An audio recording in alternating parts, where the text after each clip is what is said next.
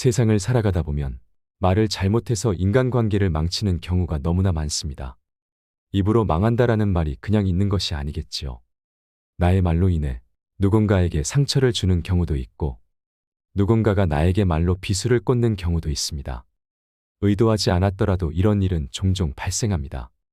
충분히 가까워졌다고 생각해서 이 사람은 믿을 수 있겠다고 생각해서 나의 속마음을 드러내고 했던 말들로 인해 오히려 사람도 잃고 상처받고 손해만 봤던 경험이 없으신가요? 가까운 사이라서 편해서 가까운 사이라서 조심하려고 하다가 한 행동 때문에 힘들어지는 경우가 많습니다. 아무리 친해도 드러내면 후회하게 되는 것이 있습니다. 법륜 스님의 지혜를 듣겠습니다. 우리가 말을 잘하는 것도 중요하지만 해서는 안 될 말을 절대 하지 않는 것은 더 중요합니다. 첫째는 돈 자랑입니다. 말한 값을 치러야 하는 경우가 있습니다. 나 이번에 돈 많이 벌었다. 이번에 보너스 탔다. 나 이 정도 돈 있어. 이 말을 들은 사람에게서 한턱 내라. 돈 좀 빌려주라는 말이 자연스럽게 나옵니다. 더 문제가 되는 것은 표정이 바뀌고 질투하는 사람도 나타난다는 것입니다. 얕보이기 싫어서 한 통장 자랑이 위험을 부르는 경우도 있습니다. 이럴 때 흔히 내 자랑도 못하냐는 불만이 나옵니다. 자랑도 마음껏 못하는 세상과 인간관계가 답답하게 느껴질 수 있습니다. 하지만 인간의 본성과 상대방의 입장을 고려해 본다면 불만이나 답답함이 조금은 누그러들 수 있지 않을까 생각합니다. 자랑은 위험을 불러일으키기 쉽고 그 위험도 크다는 것을 알게 되기 때문입니다. 자랑은 남에게 말해서 문제가 생깁니다. 혼자 속으로 마음껏 자랑하세요. 굳이 사람들 앞에서 얘기를 꺼낼 필요가 없습니다. 자랑은 일종의 과시욕입니다.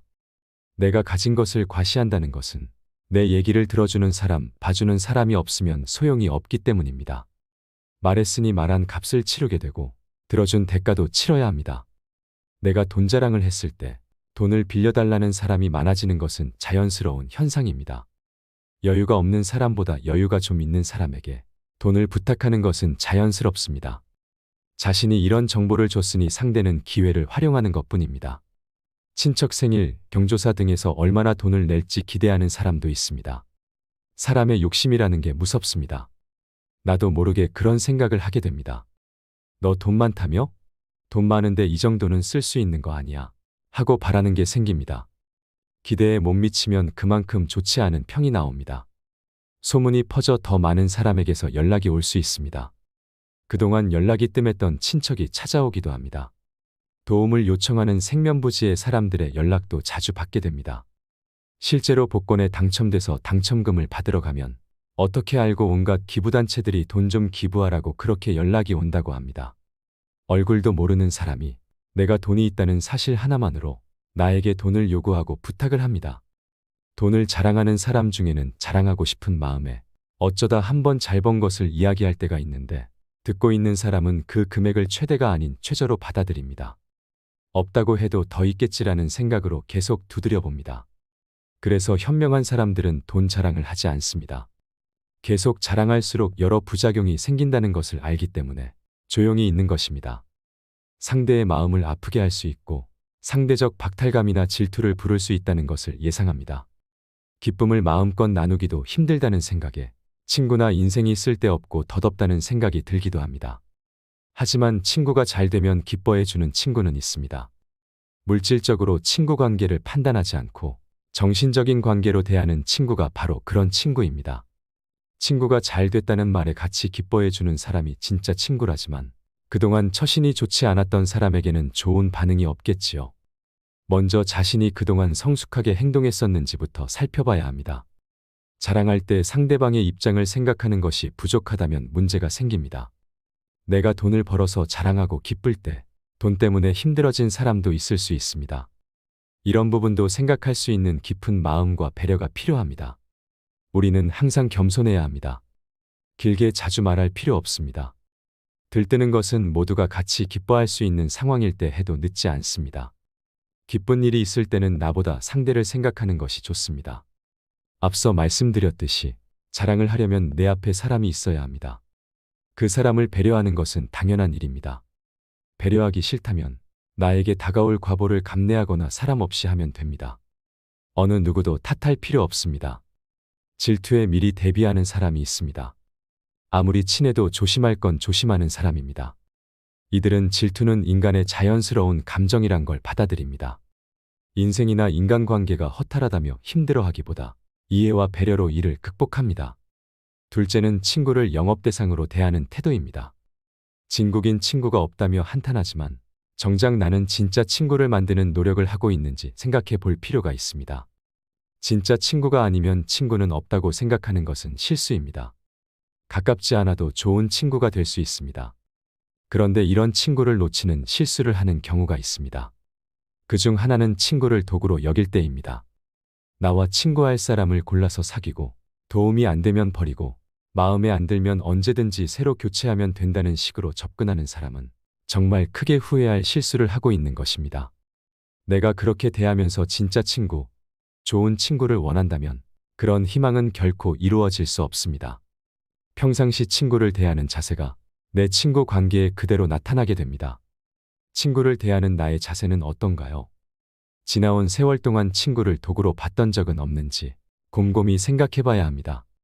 친구를 영업 대상으로 여겨 설득하려 하거나 친구니까 이 정도는 도와줄 수 있겠지 하며 도움을 바라고 만날 때마다 자기 얘기만 줄줄 늘어놓으면 친구 관계가 깨지기 쉽습니다. 이것은 직업 정신이 투철해서일 수도 있고 회사에서 교육받을 때 지인 영업을 은연중에 부추겼을 수도 있습니다. 실적에 떠밀리는 나의 초조함을 덜고자 친구를 찾아가 힘들게 할 수도 있습니다. 얼마나 어려우면 친구가 싫어할 것을 알면서 찾아갈까요? 하지만 이런 상황은 오래 끌수록 나만 힘들어집니다. 이때 이런 상황이 과연 얼마나 어려운 상황인지 되짚어봐야 합니다.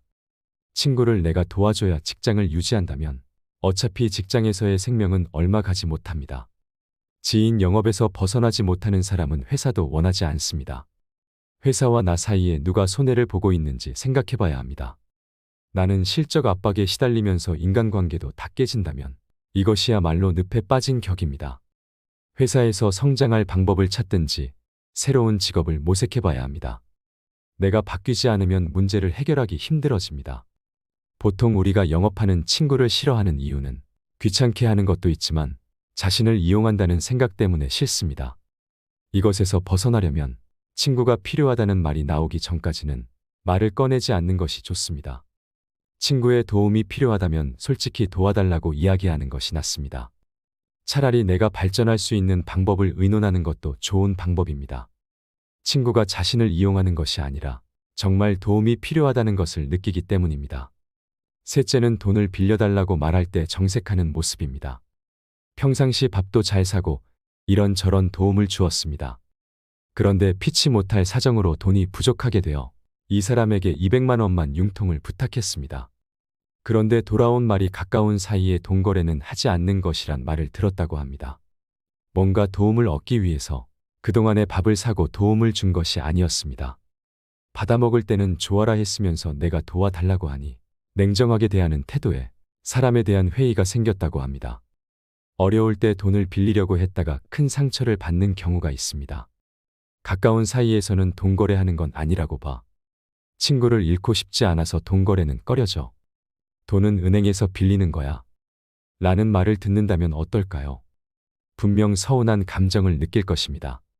친구를 잃고 싶지 않아서 한 말들이어도 이것 때문에 친구를 잃게 됩니다. 상처난 마음에 차디찬 냉수를 끼얹는 것처럼 느끼게 되기 때문입니다. 지혜롭게 거절하려면 이러한 태도를 드러내면 안 됩니다. 거절하더라도 먼저 상대방 상황에 대한 공감부터 하는 게 좋습니다. 그런 다음에 그냥 돈이 없어서라는 말을 하는 것이 낫습니다. 가장 해서는 안 될 것으로 보증 서는 것과 가까운 사람과의 돈거래를 꼽습니다. 이것 때문에 집안도 망하고 친구도 잃어버리기 때문입니다. 위험하니까 냉철하게 선을 긋는 것도 좋지만 이것은 마음속으로 해도 충분합니다. 말과 태도는 부드럽게 그것을 실행하면 됩니다. 무조건 정색하며 단호하게 말하는 것이 선 긋는 것이 아닙니다. 꼭 차갑게 할 필요는 없습니다. 오히려 정만 만들고 사회생활과 인간관계를 힘들게 만들 수 있어 결코 드러내지 않는 것이 현명합니다. 넷째는 나의 비밀입니다.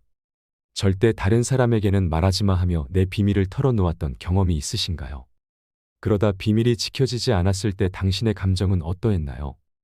그 사람이 원망스럽던가요? 내가 원망스럽던가요? 내 입 밖으로 나온 말 때문에 생긴 일은 누구도 원망할 필요가 없습니다. 이런 얘기를 하면 사람들이 이런 말을 합니다. 친구 간의 비밀을 터놓고 얘기해야지. 비밀을 터놓지 않는 게 친구냐고 말이죠.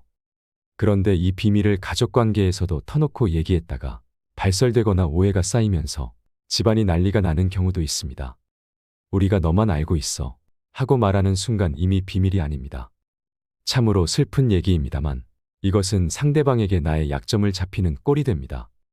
그리고 사람 관계라고 하는 것이 끝까지 지금처럼 간다는 보장이 없습니다. 내 마음과 상대의 마음이 다를 수도 있지요. 다섯 번째는 타인의 비밀입니다. 입으로 죄를 짓는 것 중 하나가 타인의 비밀을 말하는 경우입니다. 내가 다른 사람의 비밀을 알고 있다면 그것은 내 가슴 깊숙이 묻어두세요. 그러고 죽을 때까지 가지고 가는 것이 인간에 대한 예의입니다. 나도 모르게 툭 하고 튀어나온 말 때문에 내 간지러운 입 때문에 사람도 잃고 모든 것을 다 잃습니다. 입으로 지은 죄는 다시 나에게 돌아옵니다.